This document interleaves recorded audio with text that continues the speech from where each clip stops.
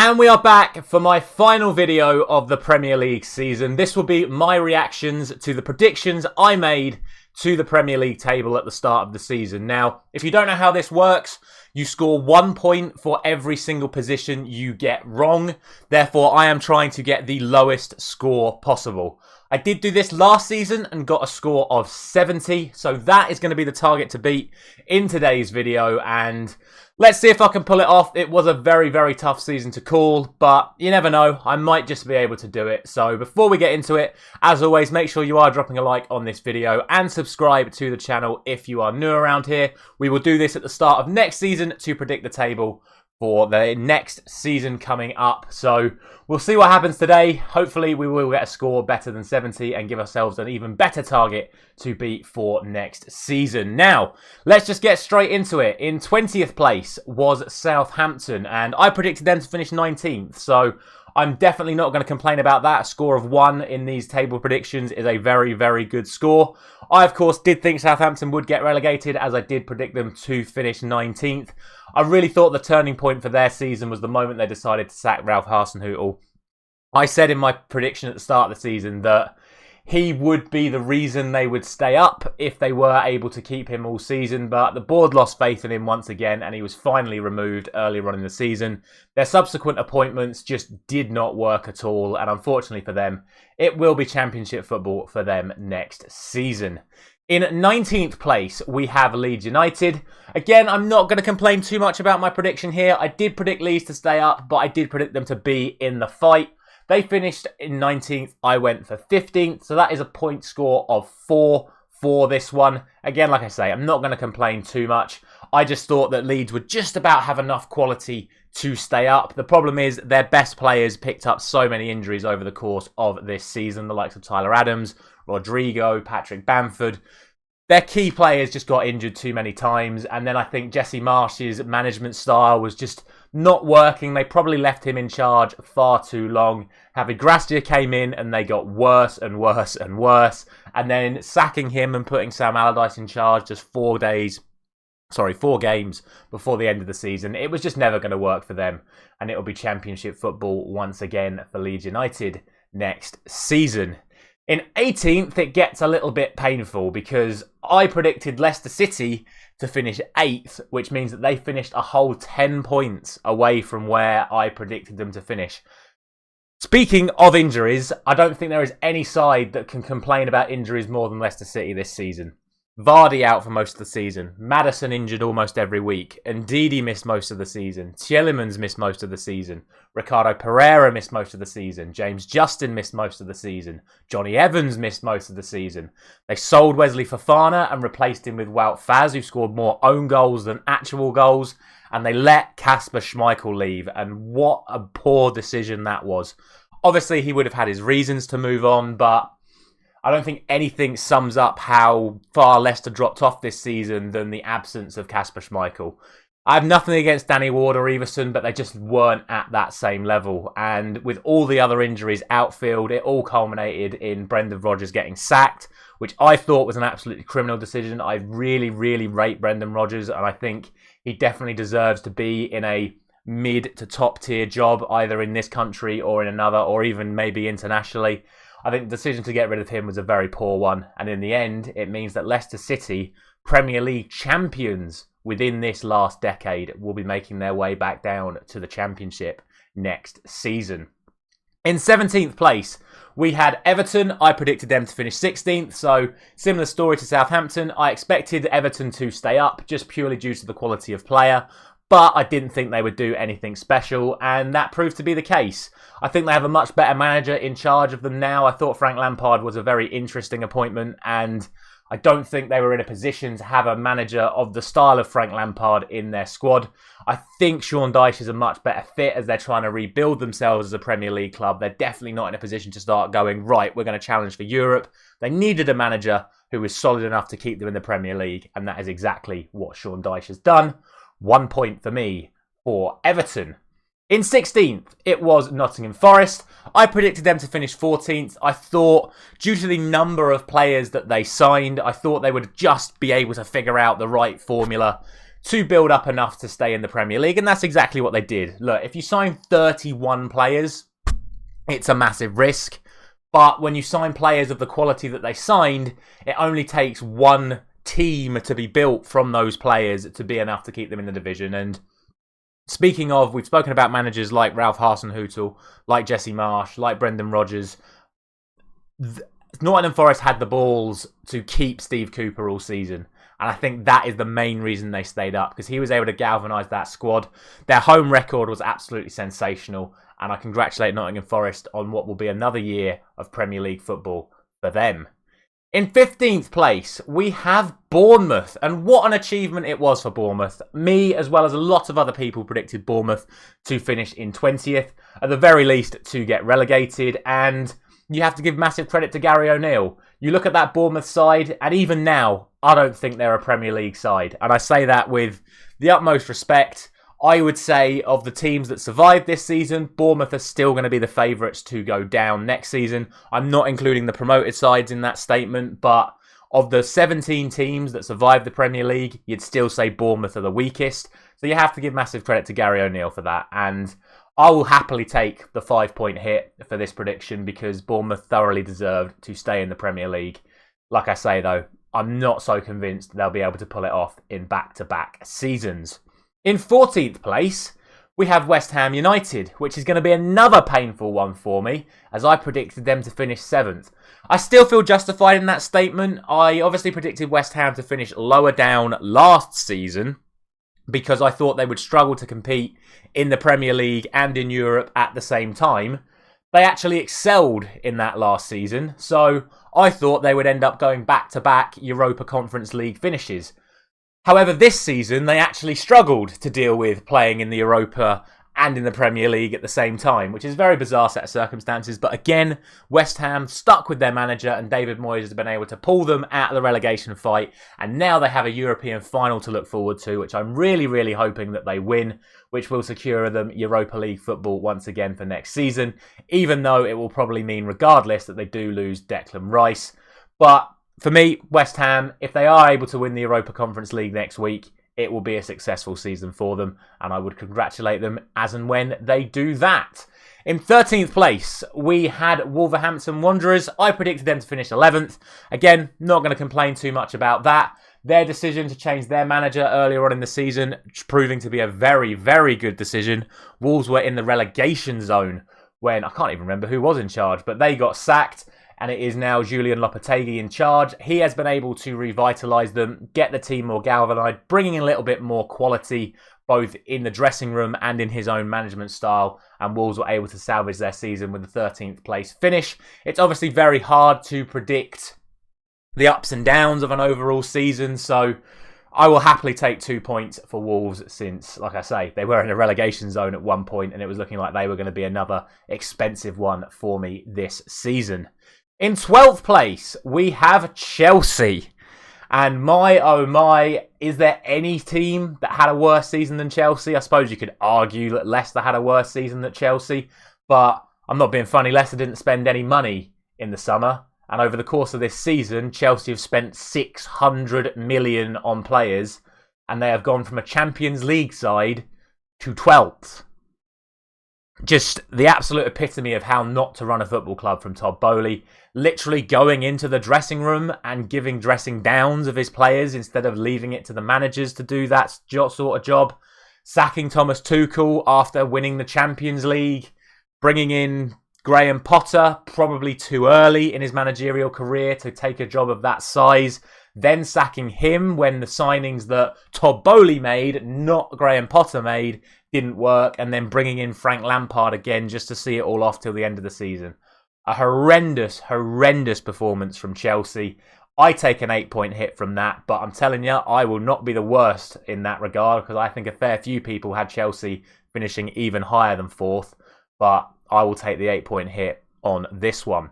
In 11th place, we have Crystal Palace. And again, I'm not going to complain too much about this one. Crystal Palace I predicted to finish 13th. If only I'd have swapped Wolves and Crystal Palace at the start of the season, we'd be looking at 0 points rather than 4 here.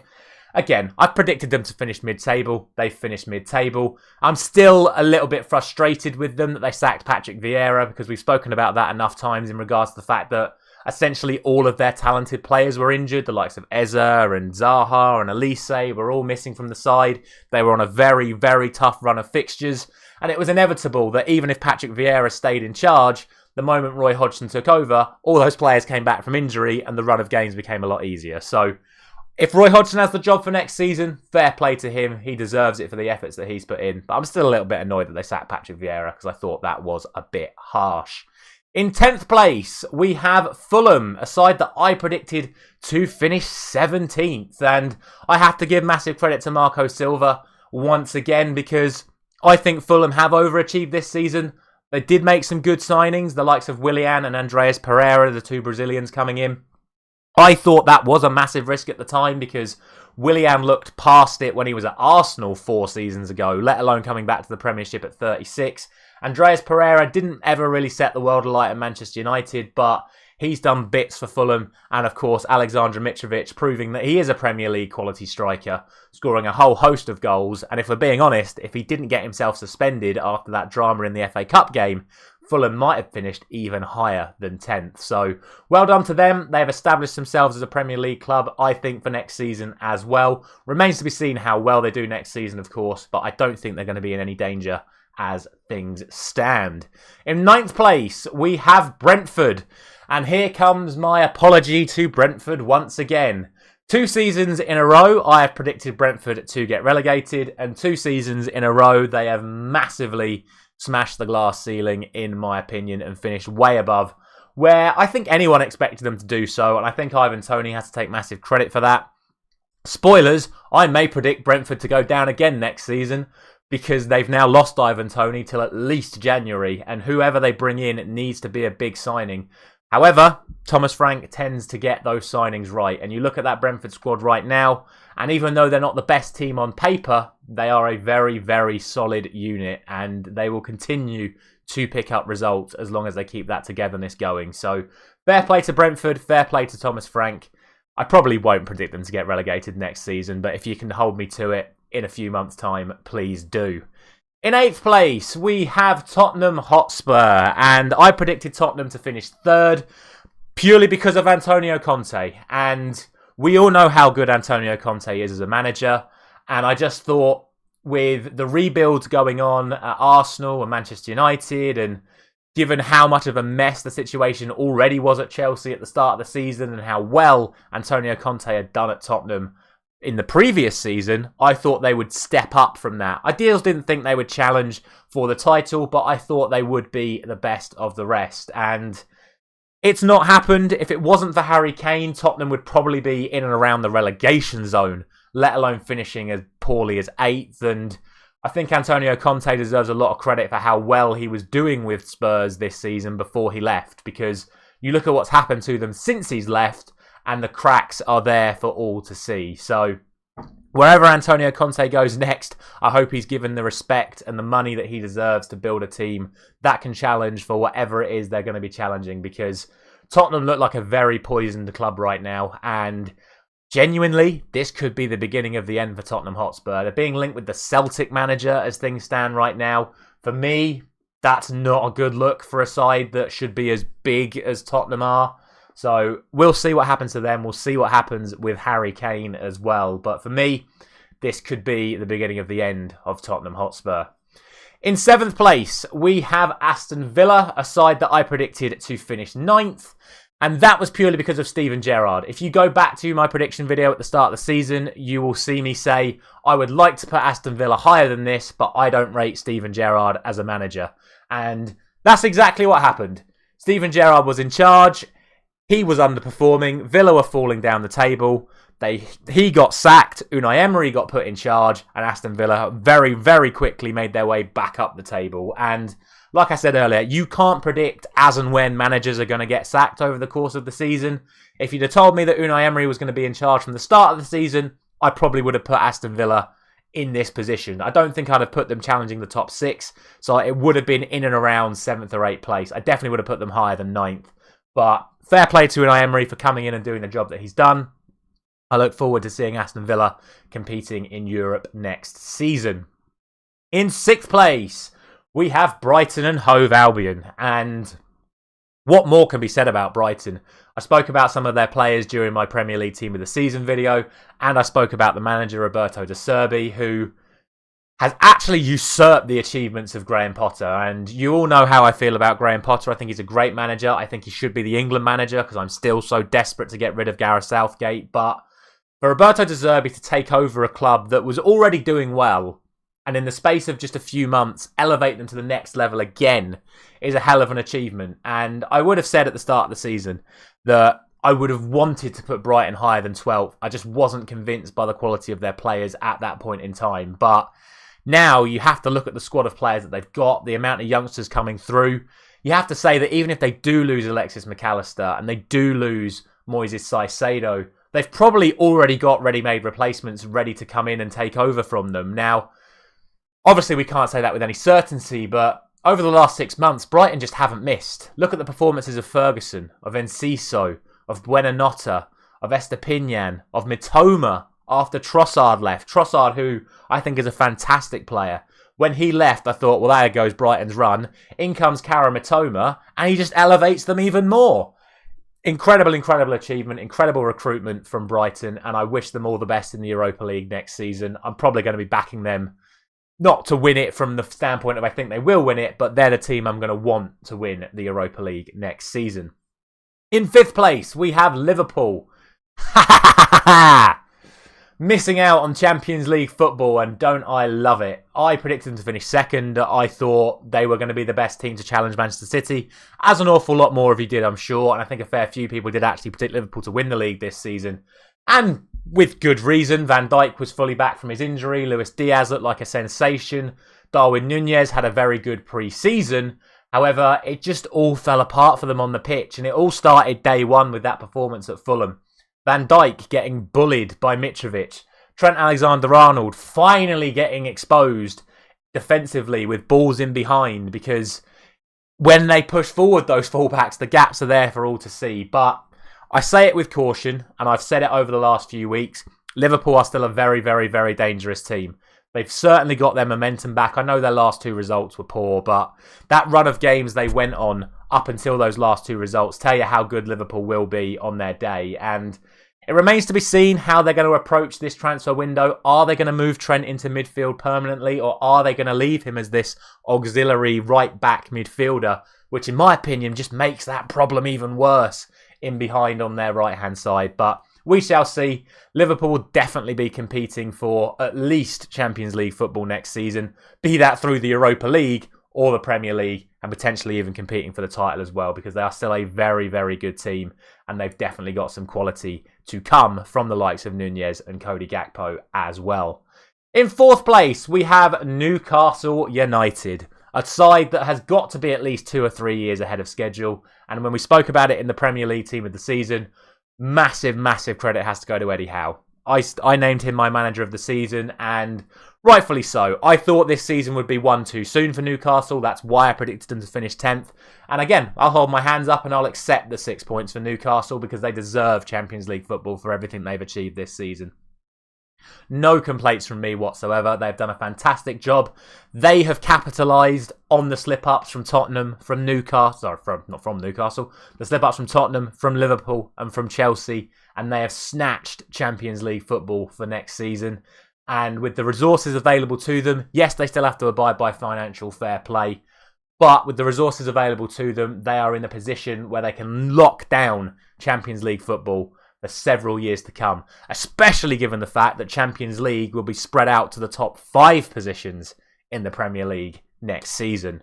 In 3rd place, we have my club, Manchester United, who I am so pleased with.